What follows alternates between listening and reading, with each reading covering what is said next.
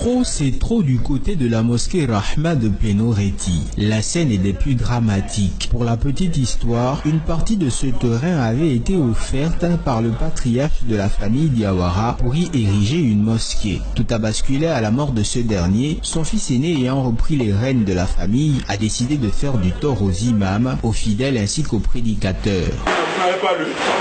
J'ai lu. Eh bien, c'est à moi de vous faire la lecture. Moi, j'ai lu. Voilà. Pourquoi ils viennent voler? Ils ont trouvé tout ça ici. Pourquoi ils viennent voler? On sait avant que les mosquées sont sous la tutelle du Conseil supérieur islamique. Le pays n'a pas les lois. Vous ne pouvez pas avoir une mosquée chez vous sans passer par le Conseil.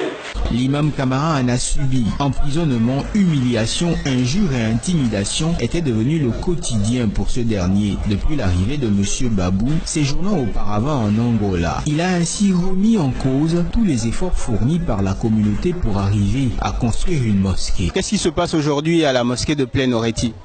Ce qui se passe à la mosquée de Plénoreti, nous sommes là en train de prendre nos affaires que nous avons amenées ici à la mosquée, qui appartient à la communauté. Et on est en train aussi de monter l'hangar qu'on avait construit pour les différentes prières, les 5 prières quotidiennes et celle du vendredi.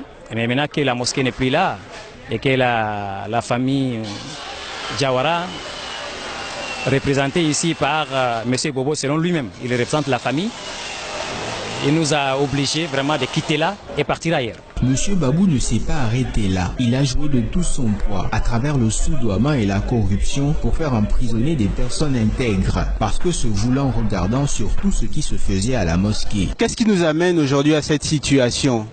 Ce qui nous amène à cette situation, c'est plusieurs fois les violences qui viennent de la part du monsieur Bobo Diawara, qui à chaque fois il violente les fidèles et les injures publiques au cours des prières au sein de la mosquée, où il injurie les gens dans la mosquée, les injures dans la maison d'Allah, et aussi il s'attaque aux différents imams. Tel ne doit pas diriger, c'est un tel qui dirige. Les prêcheurs, il les arrache, les livres. Assis-toi, tu ne dois pas prêcher ici.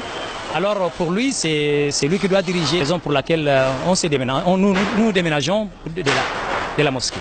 2 imams de la dite mosquée en ont fait les frais. Le dernier en date, Issa Yoda, a été accusé de l'avoir agressé, cependant qu'il tentait de se soustraire des menaces de ce dernier. Monsieur Babou, en le poursuivant, a perdu l'équilibre. En tombant, il s'est mis à saigner du nez, accusant le dernier cité de l'avoir brutalisé. Cet imam, père d'une nombreuse famille, a été enfermé pour de fausses accusations. Après de multiples rappels à l'ordre, le Conseil supérieur des affaires islamiques du Gabon, l'institution en charge de l'islam, a décidé la délocalisation de cette mosquée. Selon plusieurs témoignages recueillis auprès du voisinage, depuis son arrivée, ce monsieur serait un perturbateur sans égal.